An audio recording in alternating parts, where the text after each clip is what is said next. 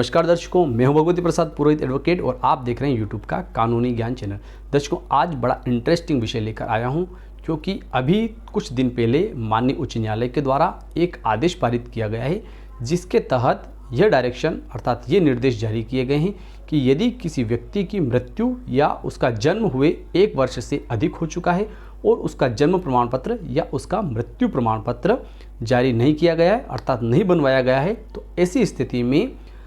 उस व्यक्ति की मृत्यु ग्राम पंचायत में होने की स्थिति में या ग्राम पंचायत में जन्म होने की स्थिति में ग्राम पंचायत को इस प्रकार के अधिकार नहीं बचते हैं। और यदि उसकी मृत्यु या उसका जन्म नगरीय क्षेत्र में हुआ है तो ऐसी स्थिति में नगर पंचायत या नगर निगम या नगर पालिका को भी जन्म प्रमाण पत्र के संबंध में कार्रवाई के अधिकार नहीं बचते हैं। अर्थात पूर्व में जो जन्म प्रमाण पत्र या मृत्यु प्रमाण पत्र जो है वह कार्यपालिक दंडाधिकारी के द्वारा जारी किया जाता था, वह अब यदि 1 वर्ष से अधिक समय हो चुका है मृत्यु प्रमाण पत्र को या जन्म प्रमाण पत्र को, तो वह कार्यपालिक दंडाधिकारी महोदय के द्वारा लोक सेवा गारंटी के माध्यम से जारी नहीं किया जा सकता है। तो दर्शकों, आज का विषय जो है बड़ा इंटरेस्टिंग विषय है, तो आप वीडियो में बने रहिए। यदि चैनल को सब्सक्राइब नहीं किया तो चैनल को सब्सक्राइब कर दीजिए, बेल आइकन को प्रेस कर दीजिए। तो आइए वीडियो को शुरू कर लेते हैं। तो देखिए दर्शकों, जैसा कि मैंने पहले बताया कि यदि किसी व्यक्ति की मृत्यु जो है वह हुए 1 वर्ष हो चुका है या उसका जन्म हुए 1 वर्ष हो चुका है, तो ऐसी स्थिति में और उसका जो है मृत्यु प्रमाण पत्र या जन्म प्रमाण पत्र जो है वह नहीं बनाया गया है या नहीं बनवाया गया है, तो ऐसी स्थिति में उसका जो है प्रमाण पत्र, चाहे वह मृत्यु प्रमाण पत्र हो या जन्म प्रमाण पत्र हो, वह माननीय न्यायिक दंडाधिकारी महोदय प्रथम श्रेणी के न्यायालय से ही जारी किया जाएगा। तो देखिए, इसके बारे में क्या करना होगा। देखिए, किसी भी व्यक्ति का जिसका जन्म हुआ है, यदि वह नाबालिग है अर्थात उसकी उम्र जो है 18 वर्ष से कम है और उसका जन्म प्रमाण पत्र प्राप्त करना है, तो ऐसी स्थिति में उस व्यक्ति के माता और पिता दोनों आवेदक के रूप में रहेंगे और वे आवेदन पत्र प्रस्तुत कर सकते हैं। यदि 18 वर्ष से अधिक उम्र है और उसका जन्म प्रमाण पत्र जारी नहीं करवाया गया है, ऐसी स्थिति में वह व्यक्ति स्वयं आवेदक के रूप में न्यायिक दंडाधिकारी महोदय प्रथम श्रेणी के समक्ष आवेदन पत्र प्रस्तुत कर सकता है। इसी प्रकार यदि किसी व्यक्ति का मृत्यु प्रमाण पत्र जारी नहीं हो पाया है, तो उस व्यक्ति के पुत्र पुत्री या उसका पति जो है वह न्यायिक दंडाधिकारी महोदय प्रथम श्रेणी के समक्ष आवेदन पत्र प्रस्तुत कर सकता है।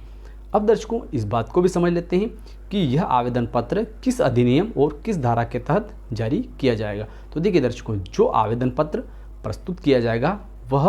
जन्म और मृत्यु रजिस्ट्रीकरण अधिनियम 1969 की धारा 13 की उपधारा 3 के तहत प्रस्तुत किया जाएगा और इसमें अनावेदक किसको बनाया जाएगा वह भी हम चर्चा कर लेते हैं। जिस व्यक्ति का जन्म हुआ है वह ग्रामीण क्षेत्र का व्यक्ति है, तो ऐसी स्थिति में जन्म मृत्यु पंजीयक अर्थात सचिव को उसमें पक्षकार बनाया जाएगा। और यदि नगरीय क्षेत्र में उस व्यक्ति का जन्म या मृत्यु हुई है, तो ऐसी स्थिति में जो है नगर पालिका के सीएमओ या नगर परिषद के जो भी अधिकारी रहते हैं या महानगर निगम के जो अधिकारी रहते हैं, उसको जो है वहाँ का जो कार्यपालिक जो रहता है उसको उसका जो है अनावेदक बनाया जाएगा। एक बात और हम समझ लेते हैं कि इसमें कौन कौन से दस्तावेज प्रस्तुत करना आवश्यक है। तो देखिए दर्शकों, इस प्रकरण में जो है यदि किसी व्यक्ति का जन्म प्रमाण पत्र बनवाना है और यदि वह ग्राम पंचायत का व्यक्ति है और ग्रामीण क्षेत्र का निवासी है, तो ऐसी स्थिति में उस ग्राम पंचायत के लेटर हेड पर अर्थात जो है ग्राम पंचायत लिख कर एक कागज़ पर देगी कि इस व्यक्ति का जो है इतनी इतनी तारीख को इस समय हमारे गांव में जन्म हुआ था, लेकिन इसका जो है जन्म प्रमाण पत्र जारी नहीं हो पाया है। ऐसी स्थिति में इसका जन्म प्रमाण पत्र जारी करवाने की अनुशंसा हमारे द्वारा की जाती है। इसी प्रकार यदि किसी व्यक्ति की ग्रामीण क्षेत्र में रहते हुए मृत्यु हो जाती है, तो वह व्यक्ति जो है उसके जो जिस प्रकार से मैंने पहले बताया कि उसके वारिस जो है कि उसके पुत्र पुत्री या उसके पति जो है या उस किसी की पत्नी, यदि पति की मृत्यु हो चुकी है तो वो पत्नी जो है वह इस प्रकार का आवेदन पत्र जो है अपने ग्राम पंचायत से बनवा कर लेटर हेड पर आवेदन पत्र बनवा कर न्यायालय के समक्ष पेश कर सकती है। यदि नगर निगम में किसी व्यक्ति का जन्म हुआ है, नगर क्षेत्र में किसी का जन्म हुआ है या मृत्यु हुई है, तो ऐसी स्थिति में नगर पालिका, नगर निगम या जो है महानगर पालिका या फिर जो है अपने नगर परिषद से इस प्रकार का लिखवा कर आपको प्रकरण के साथ में संलग्न करना है। इसके साथ साथ में जो है यदि वह व्यक्ति जिसका जन्म प्रमाण पत्र बनाना है उसके माता पिता के द्वारा यदि आवेदन पत्र प्रस्तुत किया जा रहा है तो ऐसी स्थिति में माता पिता का जो है आधार कार्ड, वोटर आईडी और यदि जच्चा बच्चा कार्ड जो है वह उपलब्ध हो जाता है तो उसको भी साथ में संलग्न करना चाहिए। साथ ही साथ यदि हो सके तो दाई का शपथ पत्र भी और माता पिता के शपथ पत्र, या हो सके तो डॉक्टर या नर्स का भी शपथ पत्र आप प्रस्तुत कर सकते हैं जिनके द्वारा कि उसका जो है डिलीवरी करवाई गई है। अब आवेदन पत्र दर्शकों कहाँ प्रस्तुत होगा, तो देखिए जो व्यक्ति जिसका जन्म जहाँ पर हुआ है उसके जो सीमा क्षेत्र में जो नज़दीकी न्यायालय आता है और उस न्यायालय के जो है क्षेत्राधिकार में यदि उस व्यक्ति का निवास स्थल आता है तो वह व्यक्ति अपना जन्म प्रमाण पत्र या उस किसी भी व्यक्ति का मृत्यु प्रमाण पत्र जारी करवाने के लिए ऐसे न्यायालय में जो कि न्यायिक दंडाधिकारी प्रथम श्रेणी है उनकी न्यायालय में प्रस्तुत किया जा सकता है। माननीय न्यायालय के द्वारा संपूर्ण साक्ष्य एकत्रित की जाएगी और उसके बाद में प्रकरण में आदेश पारित किया जाएगा। अब दर्शकों देखिए कि न्यायालय के द्वारा जो आदेश पारित किया जाएगा उसका कंप्लायंस अर्थात उसका पालन किस प्रकार से होगा। तो देखिए दर्शकों, जो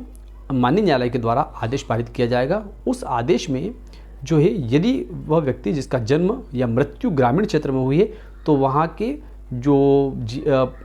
मृत्यु और जन्म पंजीयक है, रजिस्ट्रार है अर्थात सचिव जो है उनको डायरेक्शन दिए जाएंगे कि इस व्यक्ति का मृत्यु प्रमाण पत्र या आवेदक के परिचित या इनके जो परिवार के जो व्यक्ति है जिनकी मृत्यु हो चुकी है उनका मृत्यु प्रमाण पत्र आपके द्वारा जारी किया जाए। और यदि नगरीय क्षेत्र का वह व्यक्ति जिसकी मृत्यु हुई है या उसका जन्म हुआ है तो ऐसी स्थिति में नगर पालिका या नगर निगम या नगर परिषद को इस प्रकार के निर्देश न्यायालय के द्वारा दिए जाएंगे जिनको कि प्रकरण में आपने अनावेदक के रूप में जोड़ा गया है।